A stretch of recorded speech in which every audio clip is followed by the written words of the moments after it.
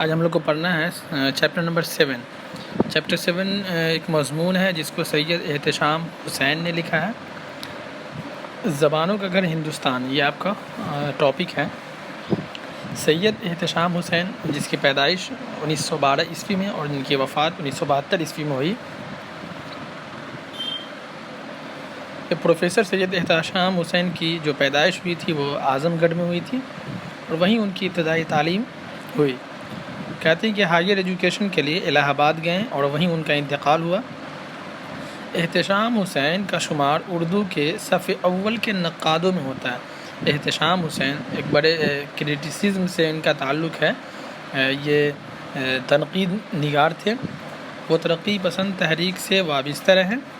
وہ کئی کتابوں کے مصنف تھے جیسے تنقیدی جائزے، روایت اور بغاوت، ادب اور سماج، ذوق ادب اور شعور، افکار و مسائل اور اعتبار نظر ان کی اہم کتابیں ہیں۔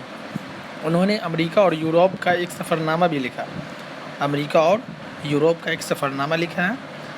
انہوں نے بچوں کے لیے اردو کی کہانی لکھی اور اس کتاب میں اردو زبان و ادب کی تاریخ مختصر طور سے بہت ہی آسان اور دلچسپ انداز میں بیان کی گئی ہے۔ یہ سبق ان کی کتاب اردو کی کہانی سے لیا گیا ہے، یعنی ان کی کتاب ہے اردو کی کہانی، اسی سے یہ جو لیسن ہے زبانوں کا گھر ہندوستان اس سے لیا گیا ہے۔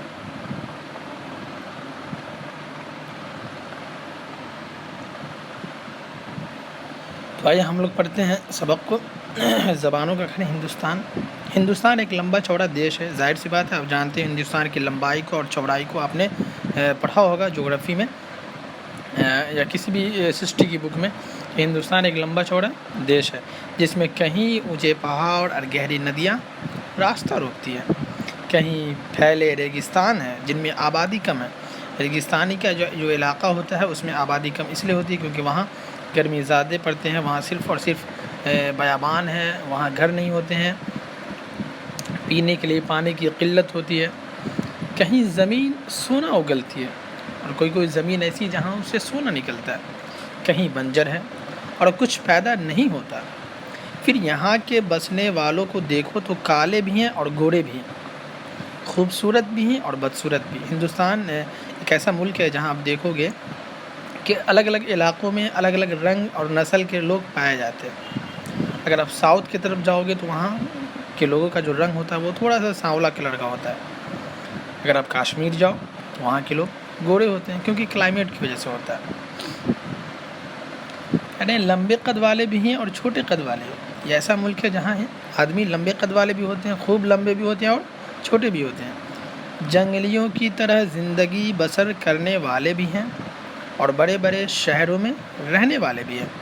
کچھ لوگ ہیں جو گاؤں کو چھوڑ کر شہروں میں رہتے ہیں اور کچھ لوگ ہیں جو جنگلوں میں بھی رہتے ہیں، جیسے آدیواسی لوگ ابھی بھی ہمارے ہندوستان، اصل جو باشندہ تھا ہندوستان کا وہ آدیواسی تھا، باقی لوگ تو یہ باہر سے آ کر بسے ہیں، تو وہ لوگ ابھی بھی جنگل میں رہتے ہیں۔ یہاں نہ جانے کتنی طرح کے لوگ ملتے ہیں اور کتنی طرح کی زبانیں اور بولیاں بولتے ہیں۔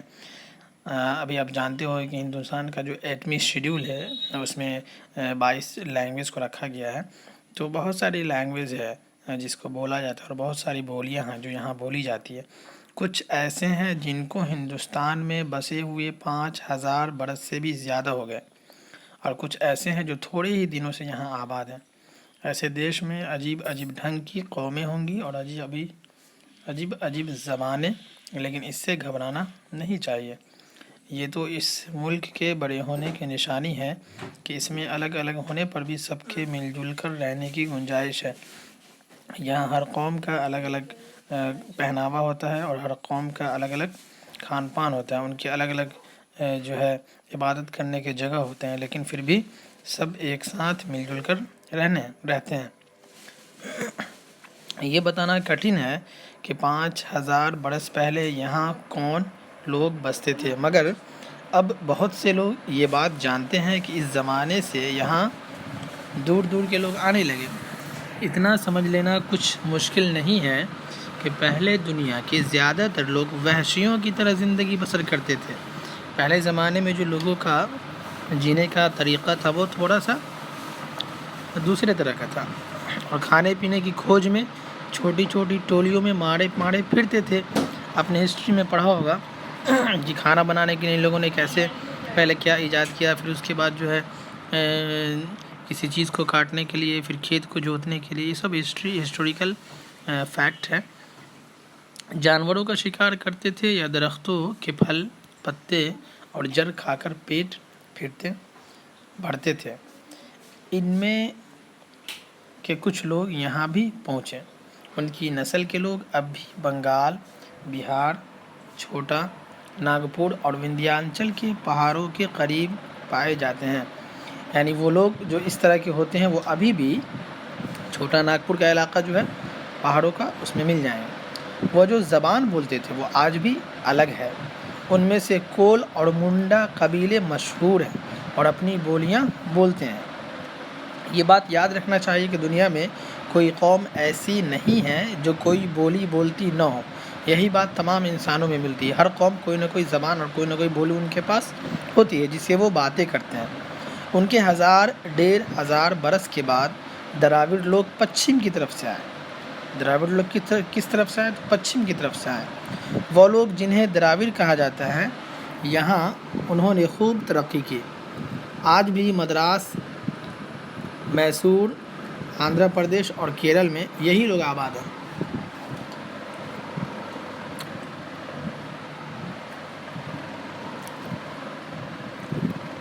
वो लोग जिन्हें द्राविड़ कहा जाता है, यहाँ उन्होंने खूब तरक्की की। आज भी मदारिस, मैसूर, आंध्र प्रदेश और केरल में यही लोग आबाद हैं। तुमने तमिल, तेलुगु ज़बानों के नाम सुने होंगे। ये उन्हीं लोगों की ज़बानें हैं। द्राविड़ से जो लोग आए थे ये उन्हीं लोगों की ज़बानें हैं। ये तो था हिंदुस्तान का हाल। बाहर ईरान, चीन और तुर्किस्तान वगैरह में एक और कौम जिसे आम तौर से तारीख़ में आर्य कहा जाता है, तरक्की कर रही थी। ये लोग बहादुर थे, अच्छी शक्ल रखते थे, घोड़े से काम लेना, खेती करना जानते थे।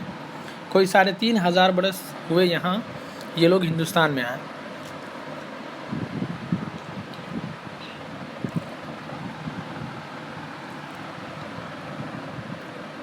यानी ये जो लोग थे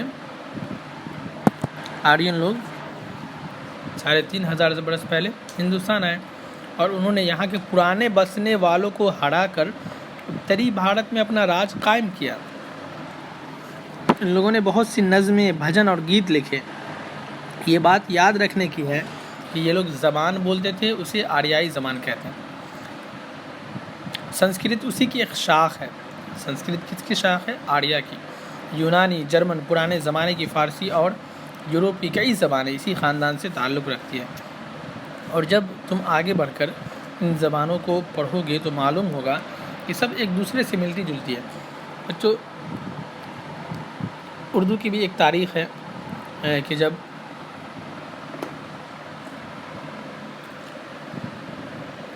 ईरान से लोग आए, लोगों का आपस में मेलजोल हुआ, तो धीरे धीरे एक ज़बान तरक्की पजीर हुई, वो उर्दू हुई। उर्दू और हिंदी दोनों जो है खड़ी बोली से निकली है।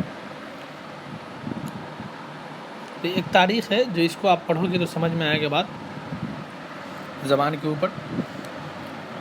ज़बानों की कहानी बड़ी लंबी है, मज़ेदार है, मगर यहाँ उनके बयान करने का मौका नहीं है। बस ये याद रखना चाहिए कि संस्कृत उन्हें हिंदुस्तानी आर्यों की ज़बान थी।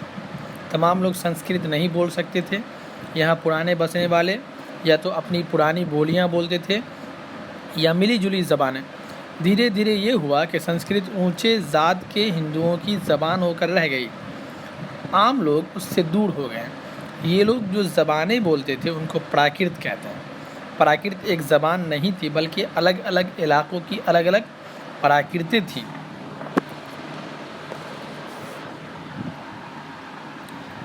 हिंदुस्तान लंबा चौड़ा मुल्क तो है ही, किसी हिस्से में कोई प्राकृत बोली जाती थी, किसी में कोई।